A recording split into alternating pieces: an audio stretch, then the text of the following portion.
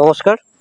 তো আমি বলেছিলাম যে এসআইআর এর যে এনুমারেশন ফর্ম যেটা বাড়িতে দিয়ে যাচ্ছে বিএলওরা, তো সেইটা কিভাবে ফিল আপ করা হয় তার আমি একটা ডেমো ফর্ম, একটা অরিজিনাল ফর্ম থেকে আমি এটাকে কপি করে সেটাকে আপনাদের সামনে আমি তুলে ধরছি। তো প্রথমে দেখুন, এই যে ফর্মের একদম উপর দিকে লেখা আছে ভারতের নির্বাচন কমিশন গণনার ফর্ম। তারপরে কি আছে, name and contact number of BLO. তো এখানে দেখবেন পুরো নাম থাকবে এবং নামের পরে কি আছে, সেই বিএলওর মোবাইল নাম্বার। আচ্ছা, এরপরে দেখবেন তারপরে নিচে বাম দিকে যেখানে নির্বাচকের নাম, ওই জায়গায় সেই ব্যক্তির নাম থাকবে। ধরুন আপনার আপনার আমি এটা বলছি শুধুমাত্র তাদের জন্য যাদের বাবা মায়ের ভোটার লিস্ট 2002-এ নাম আছে, কিন্তু সেই ব্যক্তিদের নাম নেই। এখনকার লিস্টে আছে কিন্তু সেই সময়কার 2002-এ যাদের লিস্টে নাম নেই, সেটার জন্য বলছি আমি। তো প্রথমে দেখুন বাম দিকে নির্বাচকের নাম, তারপরে আছে এপিক নম্বর। আমি এটা মুছে দিয়েছি তার কারণ এটা অরিজিনাল থেকে আমি এটা কপি করেছি। তারপরে দেখুন অ্যাড্রেস দেওয়া আছে। আচ্ছা, তারপরের মাঝ বরাবর চলে আসুন ডান দিকে ক্রমিক সংখ্যা।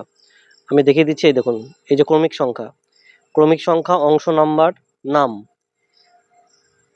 বিধানসভা, লোকসভা, পরপর সব লেখা আছে। আচ্ছা, এরপরে দেখুন এই যে ক্রমিক সংখ্যা লেখা আছে তার পরের ঘরে একটা আছে কিউআর কোড। এখানে কিউআর কোড স্ক্যান করলে এই ফর্মটা পুরো দেখা যাবে। আমি এটি প্রাইভেসির খাতিরে এটিকে আমি মুছে দিয়েছি। তারপরে দেখুন আরেকটা ঘর আছে, ওইখানে বর্তমানে আপনার যে মানে ছবি আছে ইলেকশন কমিশনের ওয়েবসাইটে ভোটার লিস্টে, সেটা এখানে দেওয়া আছে, তো সেটা আমি মুছে দিয়েছি। তো দেখুন তারপরে আরেকটা কি রয়েছে, সাম্প্রতিক ছবি, ফটো। আমি যেটা এর আগে বলেছিলাম 2 কপি ফটো লাগবে, তার কারণ এই যে ফর্মটা, এই ফর্মটা আপনাকে দুটো দেবে বিএলও, এবং দুটো দেওয়ার পরে এই দুটো একইভাবে ফিল আপ করতে হবে। একটা বিএলও নেবে, একটা আপনার কাছে রাখবেন। তো এইখানে সাম্প্রতিক ফটো যেটা আছে, এখানে ফটোটা সাঁটাতে হবে, প্লাস আপনার কাছে যেটা রাখবেন সেটাতেও সাঁটাতে হবে। আচ্ছা, এইবার আমি চলে আসলাম প্রথম কলামে, কি আছে, জন্ম তারিখ। আমি এটা একটা উদাহরণস্বরূপ দিলাম, এটা দিলাম আমি একটা 1/4/1982।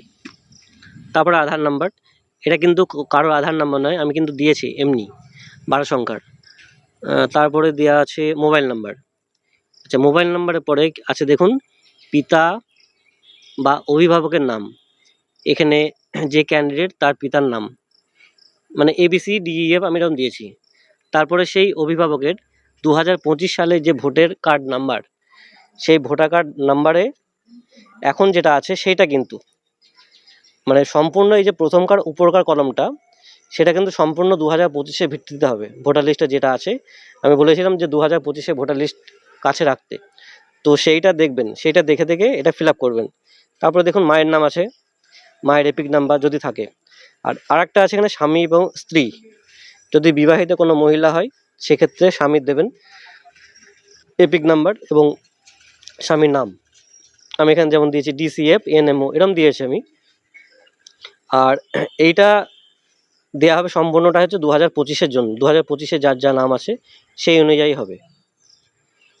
আচ্ছা, এরপরে চলে আসুন দেখুন নিচের কলমে, এখানে লেখা আছে সর্বশেষ SIR এ নির্বাচক তালিকার থাকা নির্বাচকের বিবরণ। আচ্ছা, এইটা হচ্ছে যাদের 2002-এর লিস্টে নাম আছে তারা ফিল আপ করবেন এই বাম দিকটা। আর যাদের দেখবেন শুধুমাত্র বাবা মায়ের 2002-এর লিস্টে নাম আছে তাদের জন্য ডান দিকে আমি ফিল আপ করেছি, শুধুমাত্র ভিডিওটা কিন্তু তাদের জন্যই। তো দেখুন 2002-এর, এইবার 2002-এর আপনাকে ভোটার তালিকাটা বের করতে হবে।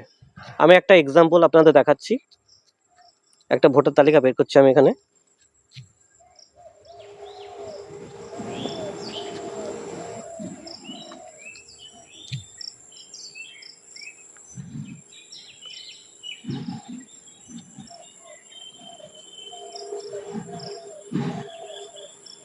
ধরুন এটা হচ্ছে 2002-এর তালিকা।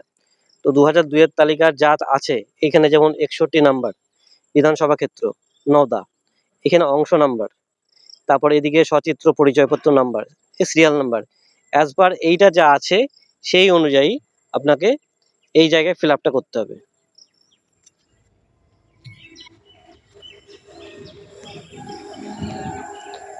এই যে ABCDEF লেখা আছে, সেই সময় 2002-এ যা নাম ছিল সেই নামটা এখানে লিখতে হবে। এপিক নাম্বার, সেই সময়কার বেশিরভাগ এপিক নাম্বার কিন্তু এখনকার চেয়ে অন্যরকম ছিল। এবং সেই এপিক নাম্বারটা লিখতে হবে। তারপরে দেখুন এপিক নাম্বারের পরে আছে আত্মীয়ের নাম। এই যে আত্মীয়ের নাম, তার বাবার যদি থাকে বাবার, তাহলে আত্মীয়ের নাম ওই সেম, প্রথমে নাম যেটা আছে সেটাই হবে।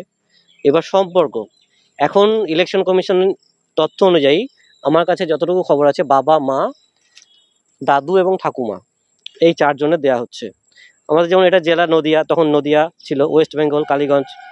আমাদের যেমন এই মুহূর্তে 80 হয়েছে কালীগঞ্জ বিধানসভা ক্ষেত্র, কিন্তু 2002 সালে ছিল 72। যেমন অংশ নাম্বার আমি এটা সাপোজ একটা দিলাম 76, এখন অনেকটা হয়েছে 293, 317টা হয়েছে কালীগঞ্জে টোটাল। এখানে একটা ক্রমিক নাম্বার দেওয়া আছে।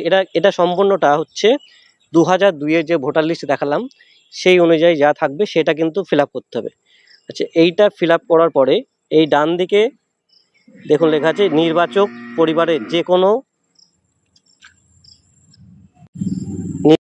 পরিবারের যে কোনো সাবালক সদস্যের স্বাক্ষর, বাম হাতের বৃদ্ধাঙ্গুষ্ঠের ছাপ মানে এলটিআই, এটা দেয়া যেতে পারে। এইখানে কিন্তু স্বাক্ষরটা লাগবেই। স্বাক্ষরটা করে আপনি রেডি করে রাখবেন 2টো কপি। এই ফর্ম কিন্তু দুটোই ফিল আপ করতে হবে। সকলকে আমি বলবো এইটা আপনারা প্রথমে জেরক্স করবেন 2 কপি, জেরক্স করে লিখবেন, লেখার পরে ফ্রেশ করে তারপরে ফিল আপ করবেন। ফিল আপ করার পরে বিএলওকে জমা দেবেন।